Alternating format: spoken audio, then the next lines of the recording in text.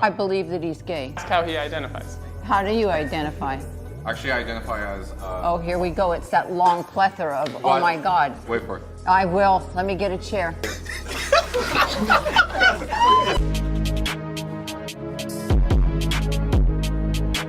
You know what the leading cause of death for pregnant people is? Pregnant people?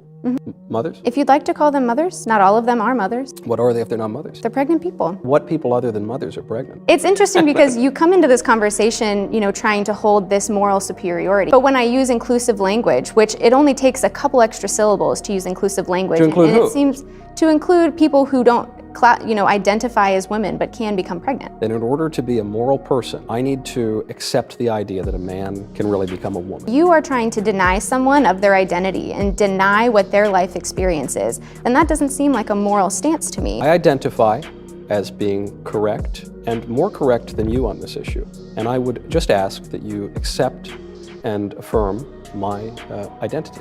Do you? You are not a medical professional, and abortion and pregnancy No, I'm is just a talking about my medical identity. concern. That's not your identity. I promise you that's my identity. Guys, this is how you got to do it. If you bring logic and facts, they're going to run away or they're going to crumble. They have no argument.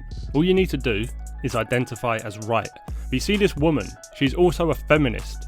Think about how ironic this really is. She probably complains that women earn less than men because of the patriarchy, but at the same time she doesn't even know what a woman is. She can't describe or define what a woman is. So you could just be like, okay, well, all these high earning men, don't assume their genders. You don't know if they're men or women. Therefore, this whole wage gap is non-existent. Should trans women be included in feminist conversations? How about in women's spaces? Yes, they're women. What's the question? Trans women are women. Hell no! No! No!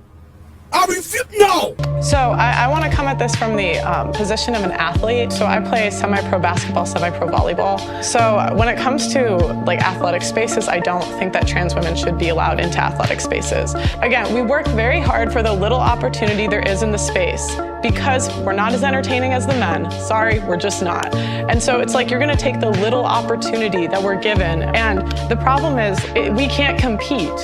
We can't. I'm 6 foot. If I go up against a 6 foot guy and I play basketball with him, he's gonna body me, even if I have years more of training. And so it's like you're taking away the little opportunity that we're given and we all work so hard for, and you're just giving it back to biological guys. It's like this will be the end of women's sports. Have you tried confidence? Eli, hold on, Minnie. Sorry, Eli. confidence can't make me bench what a guy benches.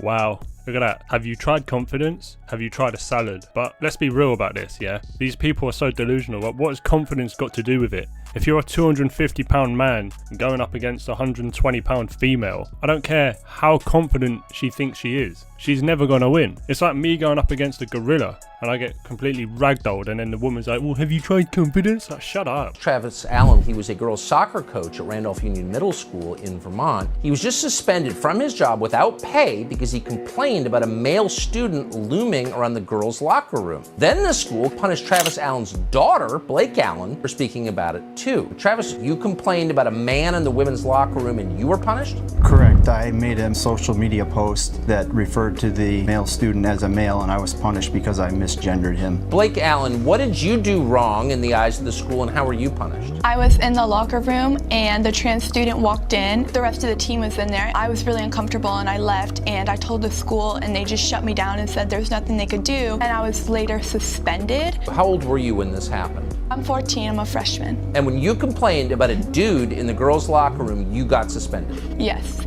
Hi, I'm Nicole, and my pronouns are she, they, z. Oh, shit.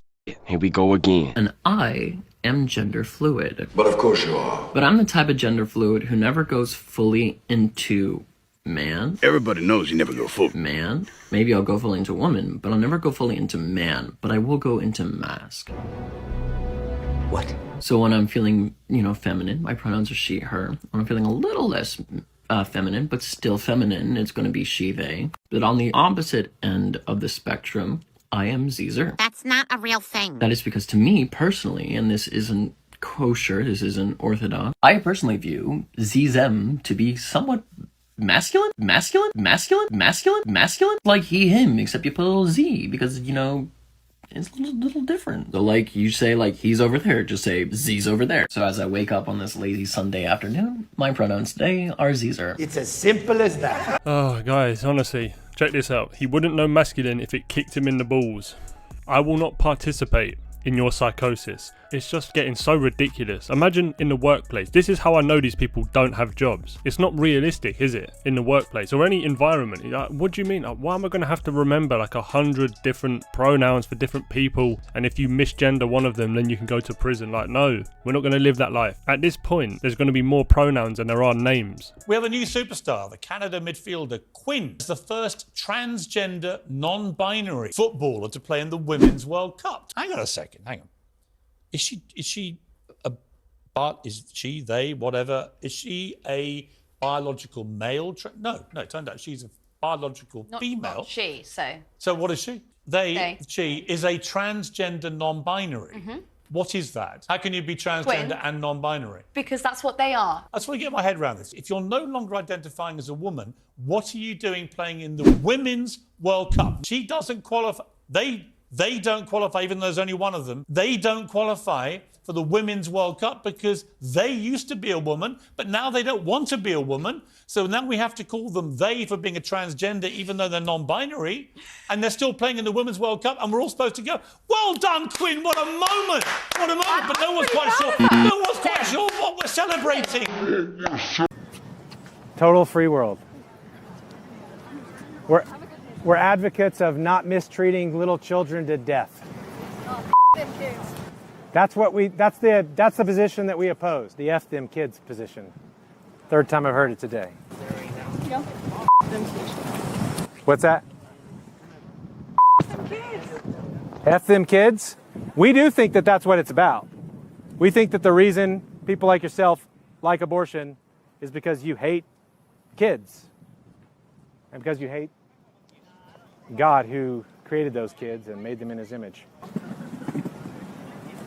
I think murder's pretty cool. Murder's cool. Gender dysphoria of the type that you described is relatively rare, but if you leave kids alone till they're 19 or 18, 80 to 90% of them settle into their biological identity, although about 80% of them are also homosexual in their orientation. The pathway for him, before this was all politicized, was you'd have a child who was gender non-conforming temperamentally, somewhat like you were. You didn't have a pattern of female interests, and then prone to depression and anxiety, and then that combination would produce this gender dysphoria, and that would become quite intense around the dawn of puberty. But if you just backed the hell off and waited, those kids would settle into their body, but generally adopt a homosexual orientation. Gender dysphoria of the type that you described is relatively rare, but if you leave kids alone till they're 19 or 18, 80 to 90% of them settle into their biological identity, although about 80% of them are also homosexual in their orientation. The pathway for him, before this was all politicized, was you'd have a child who was gender non-conforming temperamentally, somewhat like you were. You didn't have a pattern of female interests, and then prone to depression and anxiety, and then that combination would produce this gender dysphoria, and that would become quite intense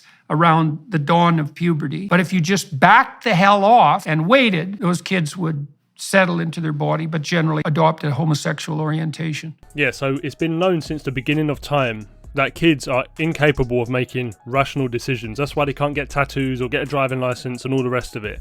But now they're allowed to transition at a young age. And if you notice, whenever you see the parents of these kids, they're actually really weird themselves.